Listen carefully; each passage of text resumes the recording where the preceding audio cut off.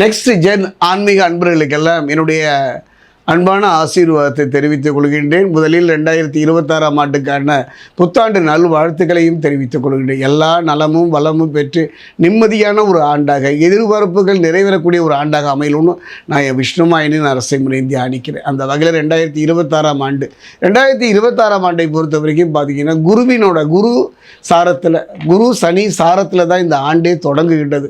அது மட்டும் கிடையாது, சூரியனுடைய ஆண்டாகவும் இது அமைகிறது. ஆத்மகாரகன் பிதுகாரகன் சொல்லக்கூடிய சூரியனுடைய நிறைவான ஆண்டாகத்தான் இந்த ஆண்டு முழுவதுமே சூரியனுடைய பலாபலங்களைத்தான் தரப்போகின்றார். இந்த 2026 ஆண்டை பொறுத்த வரைக்கும் 3 பயிற்சிகளை சந்திக்க போகிறோம்.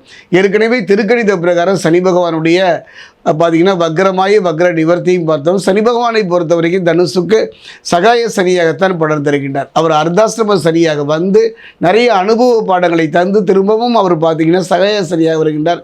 சனி பகவானால் எந்தவித நன்மையும் பெற முடியாத ஒரு காலகட்டத்தில் இந்த ஆண்டு எவ்வாறு இருக்கும் என்பதை பார்க்க போகிறோம். 2025 ஆண்டை பொறுத்த வரைக்கும் ஒரு போர்க்களம் நிறைந்த புரிந்து கொள்ள முடியாத ஒரு ஆண்டாகத்தான் சந்தித்தோம். இந்த ஆண்டை பொறுத்தவரை எப்படி இருக்கும் பார்க்கலாம். சோழி பிரசன்னத்தில்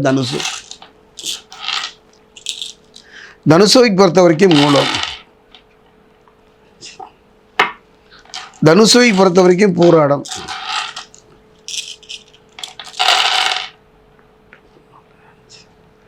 தனுசுவை பொறுத்த வரைக்கும் உத்திராடம் 1ஆம் பாதம்,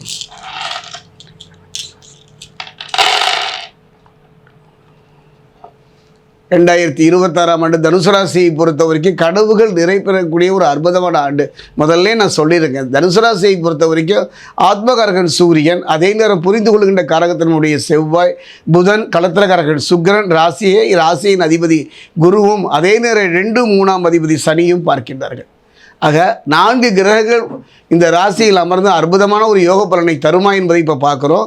தடைகளை தகர்த்து வெற்றியை பெறுவீர்கள். இந்த 4 ராசிகளும் அமைகிறதெல்லாம் எல்லாருக்கும் அமைந்து விடாது, எல்லா காலத்திலும் அமைந்து விடாது. ஒரு மனிதன் வெற்றியை நோக்கி நகர வேண்டுமானால் ஒரு நல்ல கட்டம் நகர வேண்டும். ஒரு வாழ்க்கையை பொறுத்த வரைக்கும் எத்தனையோ போராட்டங்கள் இருந்தாலும் கூட அந்த போராட்டங்கள் நிறைவேறி நிம்மதி தரக்கூடிய ஒரு நாள் வரலாம். அந்த காலம் செய்வது போல கடவுளும் செய்ய மாட்டேன் என்பார்கள். அந்த காலம் இப்பொழுது கனிந்து வந்துள்ளது தனுசு ராசிக்கு.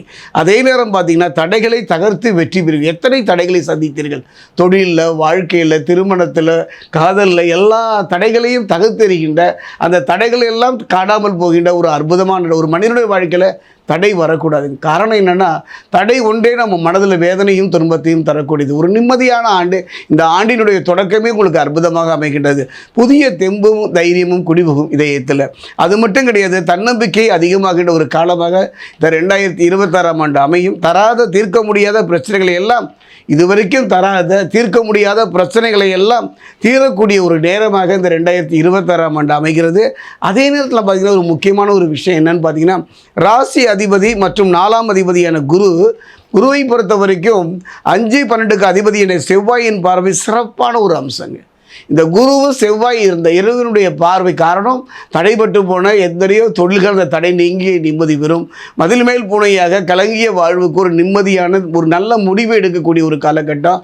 அரசு துறையில் ஏதாவது பிரச்சனை இருந்தால் அந்த பிரச்சனைகள் படிப்படியாக குறைதல், அரசு துறையில் ஒரு நல்ல ஆதாயம் பெறக்கூடிய ஒரு அருமையான ஒரு சந்தர்ப்பம் அமையும். அது மட்டும் கிடையாது, சகோதர சகோதரிகள் மத்தியில் சில கருத்து வேறுபாடுகள் மறையும். குறிப்பாக சொல்லப்போனால் இந்த ஆண்டை பொறுத்த வரைக்கும் கணவன் மனைவியினுடைய உறவு ஒரு கேள்வியாகத்தான் இருந்தது. இந்த ஆண்டை பொறுத்த வரைக்கும் ஒருவர் புரிந்து கொண்டு ஒரு அந்யோன்யம் வருவதற்கான அற்புதமான ஒரு சூழ்நிலையை குருவும் செவ்வாய் அமைத்து தருகின்றார்கள்.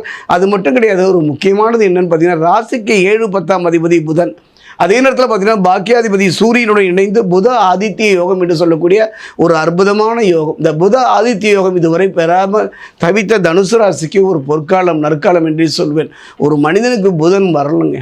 அந்த புதன் மட்டும் சரியா, அது சூரியனோடு சேர்ந்து வருகின்ற புதனை பொறுத்த வரைக்கும் தொழிலையும் சரி, அரசியலில், ஆன்மீகத்தில், பொது வாழ்க்கையில் இருப்பவர்கள்லாம் ஒரு பொன் வைக்கும் இடத்துல ஒரு பூ வைக்கிற போல ஒரு நல்ல நிகழ்வை தரக்கூடியது. அது மட்டும் கிடையாதுங்க. தனுசு ராசியின் அதிபதி யாருன்னு பார்த்தீங்கன்னா குரு. பாக்கியஸ்தான அதிபதினு பார்த்தீங்கன்னா சூரியனை சப்தமாக பார்ப்பதனால ஒரு யோகம். இதை சொல்லியே தீர வேண்டும். இந்த யோகத்துக்கு பேர் சிவராஜ யோகம்னு பேருங்க. இந்த சிவராஜ யோகம் ஒவ்வொரு யோகம் இருந்தாலும் கூட இந்த சிவராஜ யோகத்தை பெறக்கூடிய ஒரு அருமையான ஒரு ஆண்டு ஆரம்பத்திலேயே. யாருக்கு? 2026 தனுசு. என்னன்னு பார்த்தீங்கன்னா, ஒரு மனிதன் தொழிலையும் சரி வாழ்க்கையிலையும் சரி முன்னேற முடியாமல் படாத பாடுபடுகின்றான். காரணம் என்னென்னு பார்த்தோம்னா, திறமை இருக்குது, அறிவு இருக்குது, ஆனாலும் வெற்றியை பெற முடியவில்லையே, வெற்றி ஏன் கை நழுவி போகுது என்று யோசித்து பார்ப்போம்னா அதுக்கெல்லாம் காரணம் சாபம்.